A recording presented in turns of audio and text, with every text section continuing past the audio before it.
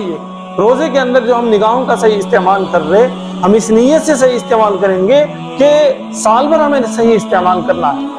हम जुबान पे काबू रखेंगे इस नीयत से कि हमें साल भर जुबान पे काबू रखना है। आप यकीन जानिए, अगर हम इस नीयत से नहीं करेंगे तो आज तक रमजान आते रहे और जाते रहे, लेकिन हर रमजान में हमारी नीयत ये थी कि वो रोजा है।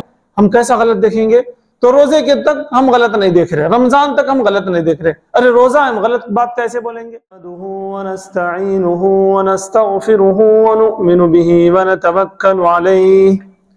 वनऊज़ु बिल्लाहि मिन शुरूरि अनफुसिना व मिन सय्यिआति अअमालिना मन यहदिहिल्लाहु फला मुदिल्ल लहु व मन युद्लिल्हु फला हादिय लहु वनशहदु अन ला इलाहा इल्लल्लाहु वहदहु ला शरीका लहु वनशहदु अन्न मुहम्मदन अब्दुहु व रसूलुहु अम्मा बअद क़ाल अल्लाहु तबारक व तआला फ़िल क़ुरआनिल मजीद अऊज़ु बिल्लाहि मिनश शैतानिर रजीम बिस्मिल्लाहिर रहमानिर रहीम शहरु रमज़ानल्लज़ी उन्ज़िल फ़ीहिल क़ुरआन सदक़ल्लाहुल अज़ीम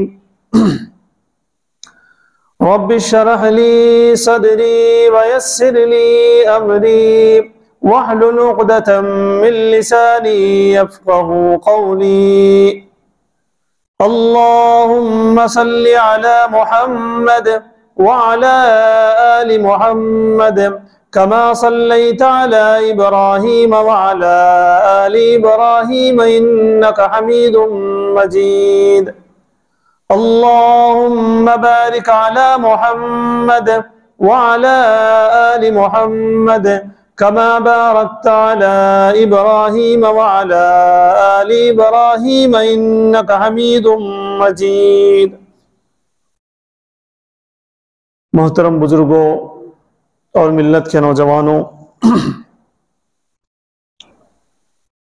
जैसा कि हम सभी जानते हैं, ये महीना रमज़ान का महीना बरकतों वाला, रहमतों वाला, मग़फ़िरतों वाला, इनामात वाला महीना हम पर साया फ़िग़न है। और इस महीने में बहुत सारे मौक़े ऐसे हैं जिन मौक़ों से फ़ायदा उठाकर हम अपने आप को जन्नती बना सकते हैं। आज के इस खिताब में इंशाअल्लाह उन चीज़ों को वाज़ेह करने की कोशिश की जाएगी कि रमज़ान की रूटीन में वो कौन सी चीज़ें हैं जिनको हम सही नीयत के साथ सही अंदाज से अगर अदा करेंगे तो इंशाअल्लाह अल्लाह की रज़ा हमें हासिल होगी और जन्नत के हम हक़दार बनेंगे। और इसी तरह से रमज़ान और रोज़े का जो मकसद है वो मकसद पूरा होगा।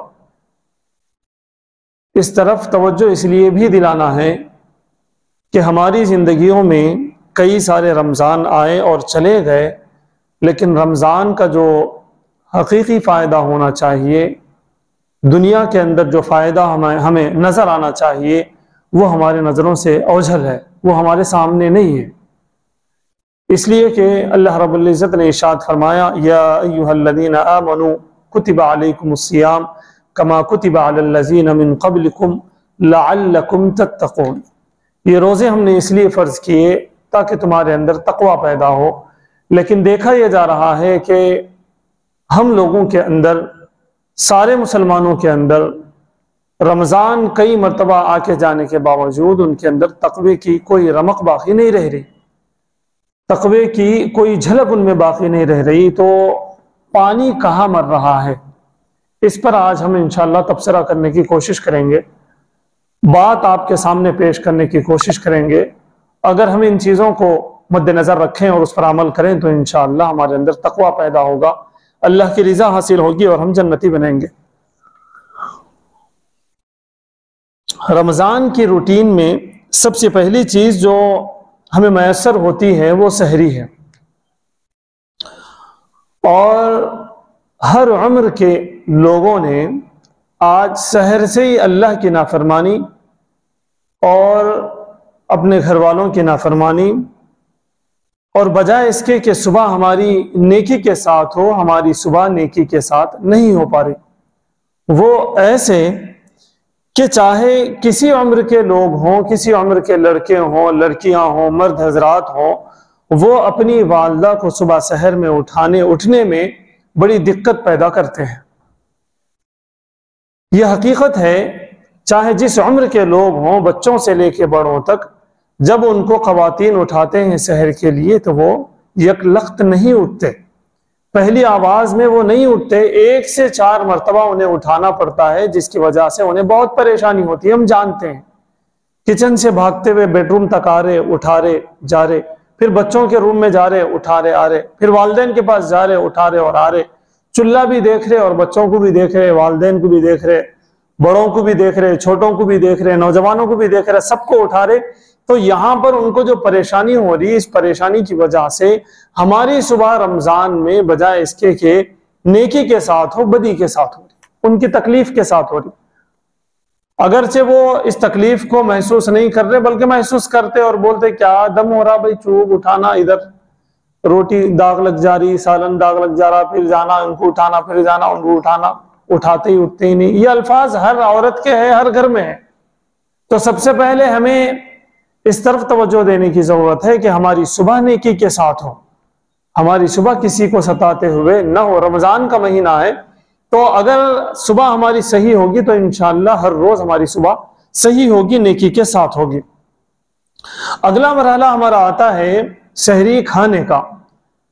अब सहरी के अंदर इस रमजान के महीने में भी बहुत सारे घरों में खाने में ऐब निकाला जाता है, जबकि अल्लाह के रसूल सल्लल्लाहु अलैहि वसल्लम की सुन्नत यह है कि कभी भी खाने में ऐब ना निकालें। मिर्ची ज्यादा हो जान दो, नमक ज्यादा हो जान दो, कम हो जान दो, अधकच्चा पकेन दो, कुछ भी हो जान दो, सुन्नत यह है और अल्लाह के रसूल सल्लल्लाहु अलैहि वसल्लम की तालीमात ये है कि खाने में ऐब ना निकालें। आगे पीछे हो सकता, घर वाले जो है फरिश्ता नहीं है, बनाने वाले जो है इतने परफेक्ट नहीं है, वो भी इंसान है, इंसान गलतियों से मुरक्कब है, तो उनसे भूल चूक हो सकती है, गलती हो सकती है। मैं इसरार करूंगा कि हाँ बार बार हो सकती है, हमसे भी गलती होती है, उनसे भी गलती हो सकती है। उतनी सुबह उठ के देखें, पता चलेगा हमसे 1 घंटा पहले खवातीन उठती हैं और उठकर पकाने की कोशिश करती हैं और पका के लाती हैं, और कुछ आगे पीछे हो गया तो हम उसमें औंट लेते। तो इसकी गुंजाइश नहीं है। रोजा रखने के लिए जो सहरी हम कर रहे हों उसके अंदर बिल्कुल हम ना औंटें। मैं तमाम चीजें इसलिए बताना चाहता हूं कि अब कुछ दिन रह गए हैं, कम से कम उन दिनों में अगर हम इन चीजों का ख्याल कर लें तो इंशाअल्लाह अल्लाह की रिजा हमें हासिल होगी और हमें जिंदगी भर के लिए आगे के 11 महीनों के लिए इंशाअल्लाह हमें तकवा हासिल होगा, जैसा कि रोजे का मकसद है। और खुशी खुशी चीजें हम खाने की कोशिश करें, अगर आगे पीछे हो गया फिर भी हम तसल्ली दें। इतनी सुबह सुबह उठ के आपका बनाना ये हमारे पे एहसान है, ये बहुत अच्छी बात है। कोई बात नहीं, आगे पीछे हो गया कोई बात नहीं, होते रहता, इंसान है। इस तरह के अल्फाज कहते हुए अल्लाह की रिजा हासिल करते हुए अल्लाह को कितनी खुशी होती होगी, अल्लाह को कितनी खुशी होती होगी अगर हम ऐसा सपोर्ट करें। तो इसकी जरूरत है। आगे जो चीज है वो ये कि हम सहरी खाते हुए इस इस्तेहजार के साथ सहरी खाएं, सहरी में खाना खाएं कि ये सुन्नत है। आमतौर से हम किस इस्तेहजार के साथ खाते रहे, शाम तक रहना है भाई, धूप बड़ी तेज है, ये हमारे अंदर ये इंटेंशन है। इंटेंशन हमारे ये हो कि ये सुन्नत है, सहरी खाना सुन्नत है।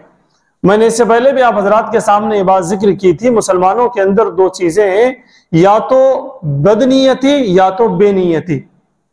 बदनीयती ये कि भाई हम जो है शाम तक रहना है इसलिए खा रहे, ये बदनीयती है, सही नीयत नहीं है। बेनीयती है कि बगैर नीयत के हम खा रहे।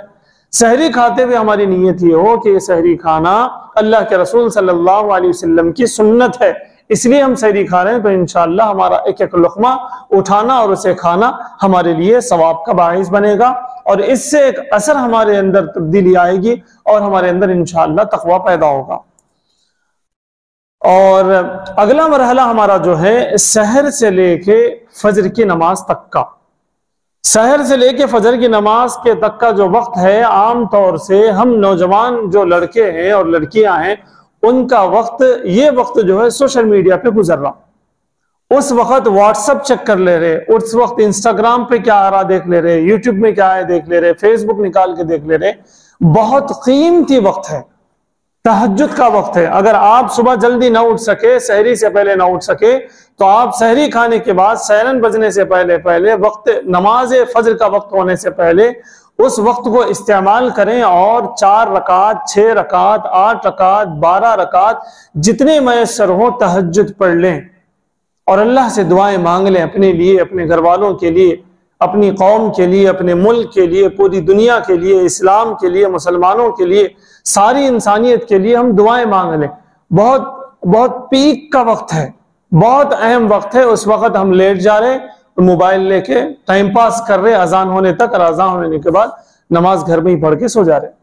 तो इस वक्त का सही इस्तेमाल करें और अल्लाह से मांग लें, जो मांगना है अल्लाह से मांग लें। आपको बार बार बताया गया, अहादीस मुबारका में ये बात आ चुकी है कि तहज्जुद के वक्त अल्लाह रब्बुल इज्जत निचले आसमान में निदा लगवाते हैं कि कौन है जो मुझसे कुछ भी मांग ले और मैं उसे अता करूं। कितनी परेशानी आज हमारे पास है, हर परेशानी का हल अल्लाह के पास है, तो हम अल्लाह से मांग ले। सहर से लेके सहर के बाद से फजर का जो वक्त है, उस वक्त का इस्तेमाल करें, जिक्र और अस्गार में मशगूल हो जाएं, रोज का पारा हम पढ़ लें, अल्लाह को मनाने की कोशिश करें, वालिद या वालिदा के पैर दाबने की कोशिश करें, कोई भी काम ऐसा करें जिससे अल्लाह राजी हो। हम लेट न जाएं फजर के इंतजार में, या फिर वही फजर का इंतजार करते करते लेटे थे, नींद लग गई और वैसी जो है फजर भी खत्म हो गई। इसमें न लगें, बल्कि उस वक्त का सही इस्तेमाल करें। आगे जो हमारा मरहला है, फजर के बाद से लेके जोहर तक और जोहर के बाद से लेके असर तक, ये हमारे काम के औकात हैं। इन औकात को भी हम सवाब में ढाल सकते हैं। जरा सी नीयत की जरूरत है। हम चाहे स्टूडेंट हों, हम चाहे लेक्चरर हों, हम चाहे कारोबार करने वाले हों, हम चाहे खरीदो फरोख्त करने वाले हों, होलसेल का कारोबार हो, चाहे हम कहीं नौकरी करते हों, कुछ भी करते हों, हमें इस बात का ध्यान रखना होगा कि अगर हमें जुबान फ्री मिलेगी, जुबान हमें खाली मिलेगी, तो हम इस्तग़फ़ार पढ़ते रहेंगे, हम दरूद पाक पढ़ते रहेंगे, हम जिक्र अज़कार में मशगूल रहेंगे। और भी हमारे पास मौका है, मोबाइल में हम, फोन में हम जो है कुरान करीम की तिलावत हम कर लेंगे। हमें कहीं बैठने, मस्जिद में बैठने, ऑफिस में बैठने और बैठकर तिलावत करने की गुंजाइश है, तो हम बाज़ाब्ता कुरान करीम लेकर कुरान की तिलावत करेंगे। अगर ये वक्त हम ऐसा गुजारेंगे तो फिर इंशाअल्लाह हमारे अंदर तकवा ऑटोमेटिकली पैदा होगा, जो रोजे का मकसद है। और इस दौरान हमें क्या करना होगा, हमारे अपने पार्ट्स ऑफ बॉडी की हिफाजत करनी होगी। निगाहों का सही इस्तेमाल करना होगा, जुबान का सही इस्तेमाल करना होगा। अगर हम सेठ हैं तो नौकरों से अच्छा बर्ताव करना होगा। अगर हम मजदूर हैं, नौकर हैं, कहीं काम करते हैं, तो हमें अपने सेठ से और गाहक से सही अंदाज से गुफ्तगू करना होगा। ये पूरी ये पूरा जो वक्त है, ये वक्त हमें तकवे की तरफ बुलाता है। ये रिहर्सल है, ये प्रैक्टिस है। अगर हम इस दौरान, रोजे के दौरान, इन तमाम चीजों का सही इस्तेमाल करेंगे तो हम 11 महीने भी इन तमाम चीजों का सही इस्तेमाल कर सकेंगे। ये कौन से तमाम चीजें हैं? आंख है, जुबान है, कान है, हाथ है, मोबाइल है, पैसा है, मामलात है। ये तमाम चीजें हम अच्छे अंदाज से करें और इस इंटेंशन के साथ करें, इस नीयत के साथ करेंगे कि इससे हमें तकवा मिलेगा, तकवा हमारे अंदर पैदा होगा, अल्लाह का खौफ हमारे अंदर पैदा होगा और हम साल भर ये चीजें कर सकेंगे। ये प्रैक्टिस है, प्रैक्टिस का सेशन है। ये रोजे के अंदर जो हम निगाहों का सही इस्तेमाल कर रहे, हम इस नीयत से सही इस्तेमाल करेंगे कि साल भर हमें सही इस्तेमाल करना है। हम जुबान पे काबू रखेंगे इस नीयत से कि हमें साल भर जुबान पे काबू रखना है। आप यकीन जानिए, अगर हम इस नीयत से नहीं करेंगे तो आज तक रमजान आते रहे और जाते रहे, लेकिन हर रमजान में हमारी नीयत ये थी कि वो रोजा है। हम कैसा गलत देखेंगे? तो रोजे के तक हम गलत नहीं देख रहे, रमजान तक हम गलत नहीं देख रहे। अरे रोजा हम गलत बात कैसे बोलेंगे, रोजा हम गलत कैसे सुनेंगे? ये हम सोच के कर रहे, तो रमजान तक ना हम गलत देख रहे, गलत बोल रहे, ना गलत सुन रहे। लेकिन रमजान के बाद क्या हो रहा? वही गलत देखना, वही गलत सुनना, वही गलत बोलना, वही गलत मामला। इसलिए हो रहा कि हमने नीयत नहीं की जिंदगी भर के लिए, हमने नीयत नहीं की साल भर के लिए। तो हमें पूरे इस इंटेंशन के साथ, इस इस्तेहजार के साथ कि ये जो मैं आमाल कर रहा हूं ये हमेशा के लिए प्रैक्टिस है, ये हमेशा मेरे अंदर आ जाए इसलिए मैं कर रहा हूं। अगर इसको हम मद्देनजर रखेंगे, सामने रखेंगे, तो इंशाअल्लाह हमारा रोजा रखना मकसूद होगा, हमारा रोजा रखने का फायदा होगा और हम साल भर गुनाहों से बचेंगे। आगे जो काम हमें करना है वो फजर के बाद या जोहर के बाद या असर के बाद कुरान करीम के कुछ हिस्से को समझने की हम कोशिश करें और मामूल बनाएं। आप यकीन जानिए, रमजान में जिन चीजों का हम मामूल बनाएंगे और इस नीयत से मामूल बनाएंगे कि हम साल भर ये चीजें करेंगे, इस इंटेंशन के साथ अगर हम करेंगे तो अल्लाह रब्बुल इज्जत हमारी मदद करेंगे और साल भर हमारे लिए ये चीजें प्रोवाइड करेंगे। अल्लाह रब्बुल इज्जत, अल्लाह हमारे लिए आसान करेंगे।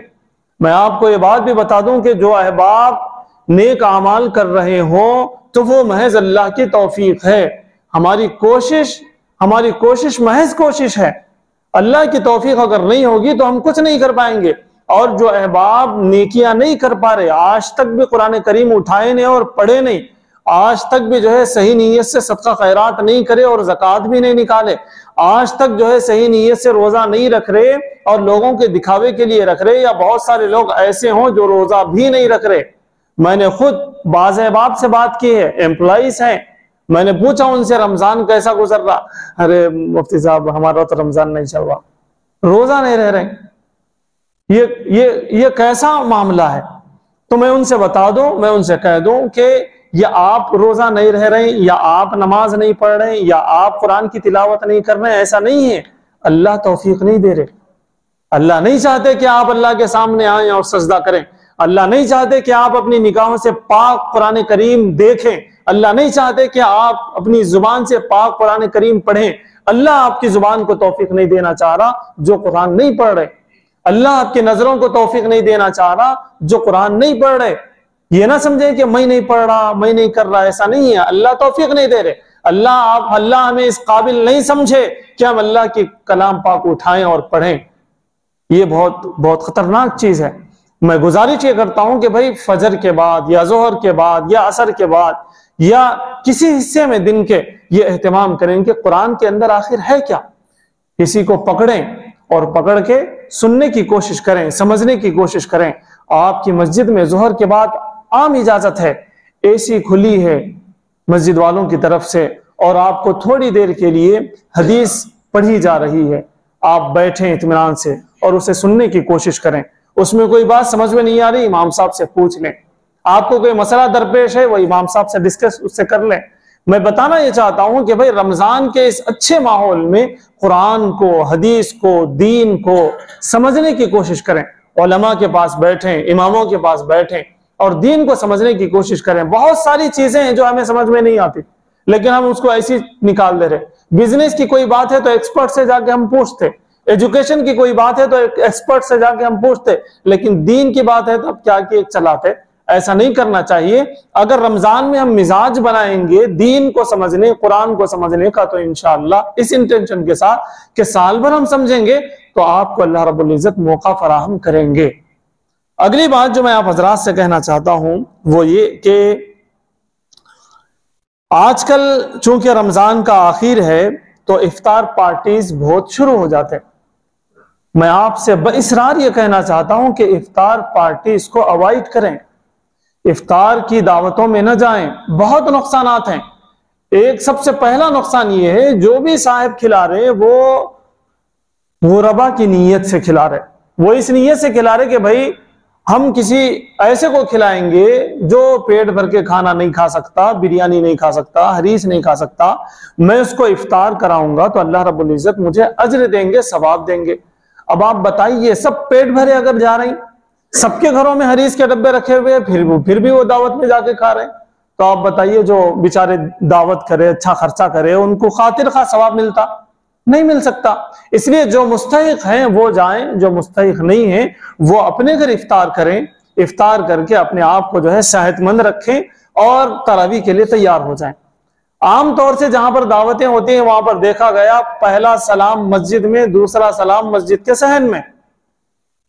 बहुत खतरनाक बात है। अल्लाह के रसूल सल्लल्लाहु अलैहि वसल्लम ने इरशाद फरमाया कि नमाज पूरी खाना ना बने, खाना नमाज बन जाए। मतलब यह है कि भाई खाने के इंतजार में नमाज ना पढ़े।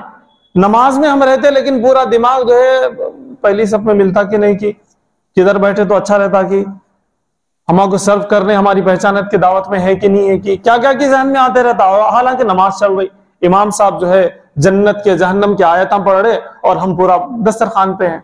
तो इसलिए ये पूरी चीजों से बचने की। और तरावी हमारी बर्बाद हो गई, ठहर के ढिकारा ले रहे हैं, नींद आ रही, ज्यादा खा लिए, गोश्त खा लिए, फला चीज खा लिए, फला चीज खा लिए, तो तरावी भी सही नहीं होती। ढिकारा अलग आते रहते, ओंगनी अलग आते रहती, मन ही नहीं लगते रहता नमाज में, तो नुकसान है। इधर मगरिब भी गई और उधर इशा और तरावी भी गई। इसलिए इफ्तार पार्टीज को अवॉइड करने की पूरी कोशिश करें। अगर आप अपने आप को मुस्तहिक समझते हैं, गरीब समझते हैं, तो जरूर जाएं। लेकिन अगर आप ये समझते हैं कि आपको अल्लाह रब्बुल इज्जत ने ठीक ठाक रखा है, आप खुद किसी को खिलाने के काबिल हैं, तो आप किसी दावत में न जाएं। और मैं उन अहबाब से कहना चाहूंगा जो बार बार इसरार करते हैं और दावत करते हैं, भाई आप साल भर आपके लिए पड़ा हुआ है, आप अपने रिश्तेदार, अपने दोस्त अहबाब की तरावी क्यों खराब करना चाह रहे हैं? आप उनसे मोहब्बत नहीं रखते, आप नहीं चाहते कि वो अच्छे से इबादतें कर लें, आपकी मोहब्बत पूरी अभी आ रही, आप बाद में दावतें दें। ईद मिलाद की आप दावत करो और खिलाओ पिलाओ, अच्छा रहता। लेकिन डिस्टर्ब करने के लिए रोजेदारों को इस तरह की दावतें ना करें। छोटी मोटी दावत है, घर के हद तक दावत है तो फिर भी चल जाता, लेकिन बड़े बड़े दावत लोग कर रहे और करके जो है बुला रहे, ना मगरिब का लिहाज, ना जो है तरावी का लिहाज, ना कुछ ना क्या। इन चीजों से अवॉइड करना जरूरी है। आगे ये बात मैं आप हजरात को बताना चाहूंगा कि हम किसी जरूरतमंद के घर तक हरीस पहुंचाने और बिरयानी पहुंचाने, इफ्तारी पहुंचाने का एहतमाम करें। एक बड़ी दावत करके सारे पेट भरों को खिलाने से अच्छा है किसी गरीब के पास जो है इफ्तार भिजा दिया जाए, राशन भिजा दिया जाए, रमजान की ईद के कपड़े, ईद के जो है जरूरी सामान जो है वो भिजा दिए जाए, ये ज्यादा बेहतर है। मैं इसके आपसे दरख्वास्त करता हूं कि आपके खानदान में, आपके दोस्त अहबाब में, आपकी बस्ती में जो ऐसे गरीब लोग हैं, आजकल कर रहे ऐसे लोग, बहुत अच्छी बात है, ईद का पैकेज भिजा दे रहे, रमजान का पैकेज भिजा दे रहे, कपड़े भिजा दे रहे, ये काम करने के हैं, ये काम हम करें। एक बड़ी दावत करने से अच्छा है ये काम हम करें कि भाई बेवा कौन है, बेरोजगार कौन है, यतीम कौन है, उन तक जरूरी अशिया पहुंचा दें। इंशाअल्लाह उनके दिल से दुआ लगेगी। आप दावत कर रहे हैं तो जो पेट भरे आके खा रहे हैं उनकी कोई दुआ आपको लगने वाली नहीं है। लोग तो ऐसे हैं, आप चिकन की हरीस और मटन की हरीस दो सामने रखे तो आप ऐसे लोगों को बुला रहे, वो लोग चिकन की हरीस की तरफ देखते भी नहीं, मटन हरीस ही खाना चाहते हैं, उनको इसी की आदत है। तो ऐसे लोग आपको क्या जो है दुआ देंगे? आप ऐसों के पास हरीस भेजिए जिनके पास चिकन की हरीस भी चले गई तो गनीमत है, ऐसों के पास आप भेजाइए और ऐसों से आप जो है दुआएं लेने की कोशिश कीजिए। अगली बात जो है उसको बहुत गौर से सुने। अपने ऊपर जो सदकात, जो नफिल सदकात हो या वाजिब सदकात हो, अपने ऊपर जो वाजिब हैं उन पर ध्यान दें। ज़कात है, सदक़े फित्र है, नफिल दूसरे सदकात है। अपने घर में कोई बड़े अहबाब हैं वो रोजा नहीं रह सक रहे तो उनका जो फिदिया है, ये इन तमाम चीजों पे ध्यान दें। ज़कात को बहुत एहतमाम से पूरा कैलकुलेशन करके पूरे अच्छे एतबार से ज़कात अदा करने की कोशिश करें। इन चीजों में हम बहुत झोल करते, दावत करना हमको अच्छा दिखता है इसलिए कि लोग आते, नाम होता, वही सेठ साहब को जरा ज़कात निकालो, कितनी निकाल रहे बोले तो फिर आगे पीछे होते। ज़कात एहतमाम से निकालें। सदक़े फित्र है, सदक़े फित्र के कैटेगरीज हैं, ध्यान से सुने। 4 कैटेगरीज हैं सदक़े फित्र के। लो कैटेगरी जो मजदूरी कर रहे, मुश्किल से अपना घर चला रहे, इनके लिए फर्स्ट कैटेगरी है 1.25 किलो गेहूं, उसकी कीमत आजकल आ रही 80 से 100 रुपए। वो निकालें। कौन? बिल्कुल जो मजदूर किस्म के हैं, लो क्वालिटी के हैं, बिल्कुल करे तो ही घर चलता, नहीं तो नहीं चलता, ऐसे लोगों के लिए ये है। सेठ साहब है वो भी यही निकाल रहे हैं, गलत बात है। इसके बाद जरा अच्छे जो हैं उनके लिए खजूर है। खजूर की आजकल जो रेट बन रहा वो 250 से 300 तक बन रहा। जो जरा अच्छे हैं उनको चाहिए कि एक सदक़े फित्र, एक आदमी का जो सदक़े फित्र है वो 250 से 300 निकाले, एहतियातन 300 निकाल ले। उससे जरा अच्छे हैं तो जौ के हिसाब से, और जौ का आजकल रेट बन रहा 350 से 400 तक, एहतियातन 400 कर लें। जौ का एक आदमी का। और जरा अच्छे हैं, सेठ साहब हैं, अच्छे खासे हैं, सब कुछ अल्लाह रब्बुल इज्जत ने दिया है, तो वो किशमिश से निकाले। 3.5 किलो किशमिश का आजकल रेट बन रहा 910 रुपए या 900-950 रुपए। मैं बता रहा हूं मसला 1000 रुपए। अच्छे खासे आप हैं, अल्लाह ने आपको सब कुछ दिया है, गवर्नमेंट एम्प्लॉई है, या फिर अच्छी आपकी जो है अच्छा कारोबार आपका है, अच्छी कंपनी में आपकी जॉब है। आजकल नौजवान बच्चों की 1-1, 1.5 लाख तनख्वाह तो बहुत आम बात हो गई। ऐसे सारे लोगों को चाहिए कि वो एक आदमी का सदका फित्र 1000 दे एहतियातन, और इसका एहतमाम करें। और इसका एहतमाम कैसा करें भाई? पूरा चिल्लर कर लें, और चिल्लर कर लेके जो है जब ईद को जा रहे हैं तो जाते जाते दें। ये गलत बात है, बहुत पहले दे दें। सदका फित्र इसलिए अल्लाह रब्बुल इज्जत ने रखा है ताकि आपके बस्ती के, आपके खानदान के जो गरीब लोग हैं वो ईद की तैयारी कर लें, वो सेवैयां ला लें, वो ड्राई फ्रूट्स ला लें शीरखुरमे में डालने के लिए, अपने बच्चों की टोपी, अपने बच्चों की जूती, अपने बच्चों के कपड़े ला लें। इसलिए सदका फित्र है मेरे दोस्त। हम क्या करते? पूरे 10-10 के नोटा लेके ईदगाह को जाते हुए आते हुए देते हैं। गलत बात है।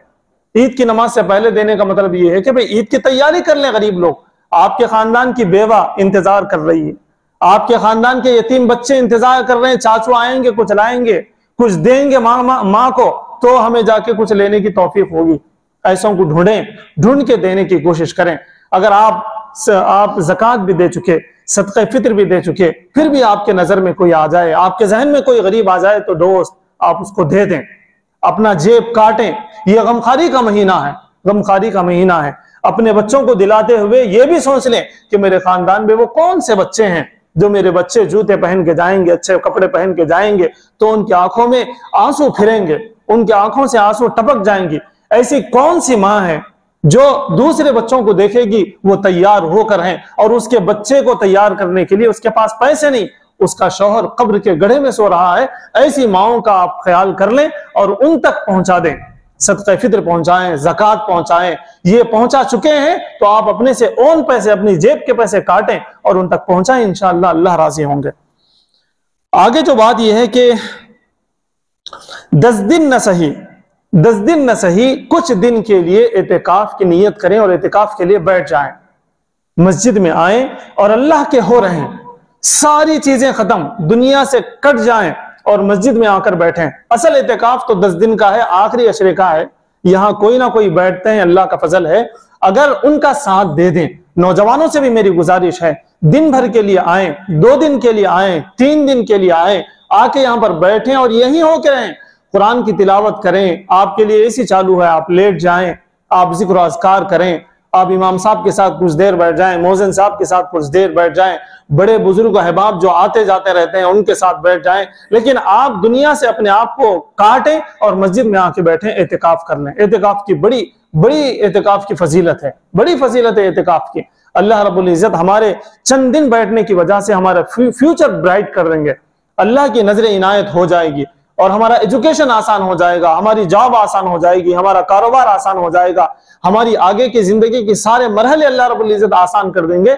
लेकिन हमें आके अल्लाह के दरबार में बैठना होगा 2 दिन के लिए, 3 दिन के लिए, 1 दिन के लिए। आखिर में मेरी गुजारिश है कि कुछ घंटों के लिए सुबह फजर में आ जाइए, जोहर पढ़ के यहां से जाइए, जोहर में आ जाइए, एतिकाफ की नीयत कर लीजिए, असर पढ़ के यहां से जाइए, मगरिब के बाद आइए, पूरी तरावी होने के बाद सहर में घर जाइए। इसकी कोशिश करिए, अल्लाह के घर में कुछ देर बैठिए, इंशाअल्लाह हमारा पूरा फिल्टर हो जाता, हमारा जहन साफ होता, हमारा दिल साफ होता, हमारी निगाहें साफ हो जाएंगी, हमारी जुबान साफ हो जाएंगी, हमारे कान साफ हो जाएंगे। इंशाअल्लाह साल भर बल्कि जिंदगी भर हम इसका फायदा देखेंगे।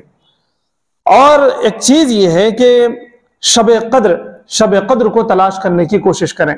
रस्मन शब कद्र को तलाश ना करें, शब कद्र में इबादत करें। 5 ताक रातों में इबादत करने की कोशिश करें। एक तो चली गई, आज एक है, फिर परसों एक है, फिर आगे एक है। ये सारी ताक रातों में इबादत करने की कोशिश करें। आपकी मस्जिद में, आप जिस मोहल्ले में होते हैं उस मस्जिद में ताकरात है तो उसी दिन शब कद्र है, ये ना समझे आप। 5 दिन भी हमें शब कद्र मनाना है, इबादत करना है, शब कद्र को पाने की कोशिश करना है। अरे अल्लाह के रसूल सल्लल्लाहु अलैहि वसल्लम बड़ा एहतमाम फरमाते थे, सहाबा इकराम बड़ा एहतमाम फरमाते थे, औलिया अल्लाह बड़ा एहतराम फरमाते हैं आज भी। आज भी जो अक्लमंद लोग हैं बड़ा एहतमाम इसका करते हैं, भाई शब कद्र अगर हम पालेंगे तो 80 साल से ज्यादा इबादत करने का सवाब हमें मिलेगा। बताइए कितना गोल्डन चांस है, कैसी जबरदस्त अपॉर्चुनिटी है। इसको हम मिस कर रहे हैं, हमेशा मिस नहीं करना चाहिए। हम मस्जिद में आ जाएं, एतिकाफ की नीयत से बैठ जाएं, किसी भी मस्जिद में, आपके अपने मोहल्ले की मस्जिद में बैठ जाएं और इबादत कर लें। शहर में जाएं, इशा पढ़ के, तरावी पढ़ के मस्जिद में बैठ जाएं, इबादत कर लें। नींद आ रही थोड़ी देर अलार्म लगा लेके सो जाएं, फिर उठें, फिर तहज्जुद पढ़ें, फिर अल्लाह से मांग लें। शहर में जाएं, जाते जाते अल्लाह को ये बोल लेते जाएं कि मैं शब कद्र की तलाश कर, आप मुझे अता कर दें। हर 5 रातों में यही काम करें। ये काम हम नहीं कर रहे, बहुत ज्यादा इस तरफ तवज्जो देने की जरूरत है। आखिरी बात मैं आपको बताते हुए अपनी बात खत्म करूं, और बहुत अहम बात है, बहुत ज्यादा अहम बात है। आखिरी जो रात है, चांद रात, चांद रात को हम सब लोग जो है बाजारों में रहते, कोई रीगल में दिख रहा, कोई कहीं दिख रहा, कोई कहीं दिख रहा। बहुत सारे बच्चे तो हैदराबाद चले जाते शॉपिंग करने। वो लैलतुल जायजा है, ये लफ्ज याद रखें। लैलतुल जायजा का मतलब है अल्लाह रब्बुल इज्जत उस रात सब कुछ कबूल करेंगे जो आप मांगेंगे, अता करेंगे जो कुछ आप मांगेंगे। बहुत फजीलत है इस रात की। चांद रात जो हुआ करती है उसकी बहुत फजीलत है। अल्लाह रब्बुल इज्जत पूरे महीने की मजदूरी देने के लिए बिल्कुल तैयार रहते, यूं रहते बस हाथा मांगते ही देते रहते, मांगते ही देते रहते। लेकिन उस दिन हम कहां बोले वहां रहते। उस दिन एहतमाम करें, दुआओं का एहतमाम करें, इज्तिमाई दुआओं का भी एहतमाम करें। हमारे कुछ अहबाब है, उनके घरों में इज्तिमाई दुआ होती है और अल्लाह से कहते हैं कि अल्लाह हम सब ने रमजान भर आपकी इबादतें की, आपकी रिजा के लिए, आपको खुश करने के लिए, आप हमें अता करिए। हमारे घर ये परेशानी है, हमारी बेटी की ये परेशानी है, हमारे बहू की ये परेशानी है, हमारे बेटे की ये परेशानी है, हमारे भाई की ये परेशानी है, हमारे पड़ोस की ये परेशानी है, हमारे बड़ों की ये परेशानी है, आप अता कीजिए। लोग रो रो के मांगते और इसका एहतमाम होना चाहिए। मैं आप तमाम से गुजारिश करता हूं कि लैलतुल जायजा के दिन, चांद रात के दिन रात में बैठ जाएं, सब मिलके बैठ जाएं और अल्लाह से मांगे, इनफरादी तौर पे बैठ जाएं, अल्लाह से मांगे। अल्लाह रब्बुल इज्जत देने के लिए तैयार है। बस इन चंद गुजारिशात के साथ मैं अपनी बात खत्म करता हूं। अल्लाह ताला से दुआ है कि अल्लाह ताला हमें जो बचा खुचा रमजान है उसको सही इस्तेमाल करने और जिंदगी भर इस रमजान के हम पर असरात रहें, इसकी तौफीक अता फरमाए। वो आखिर